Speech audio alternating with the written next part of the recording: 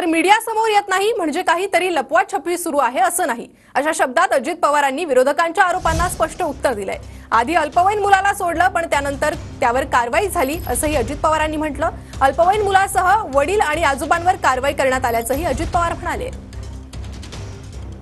मुलाला पहिल्यांदा सोडलेलं होतं, नंतर मुलाला पण त्या ठिकाणी अरेस्ट करण्यात आलं, त्याच्यानंतर त्याच्या बापाला पण अरेस्ट करण्यात आलं, त्याच्या बापाच्या बापाला पण अरेस्ट करण्यात आलं। त्याच्यामध्ये चौकशीमध्ये काहीतरी ब्लडच सॅम्पल बदललं असं त्या ठिकाणी पुढे आलं।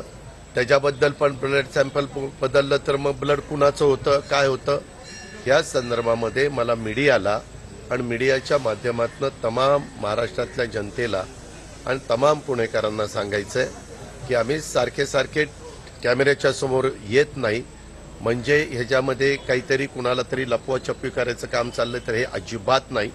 या केसमध्ये मी सीपींना फोन केलेला नाही, कारण माझं सीपींचं केस झाली किंवा त्याच्यानंतर मी होतो कुठं मी सीपींना सांगितलेलं नाही। मी सीपींना सांगितलं असतं तर मी बोललो असतो ना की मी सीपींना फोन, आणि जर मी यदा कदाचित फोन केला असता तर मी काय सांगितलं असतं की अशा पद्धतीनं पुण्यामध्ये घडलेलं आहे, जे कोणी दोषी असतील त्यांच्यावर कारवाई करा, दोषी असणाऱ्यावर कारवाई करा, हे सरकारमधल्या लोकप्रतिनिधींचं सांगणं कामच आहे। पण दादा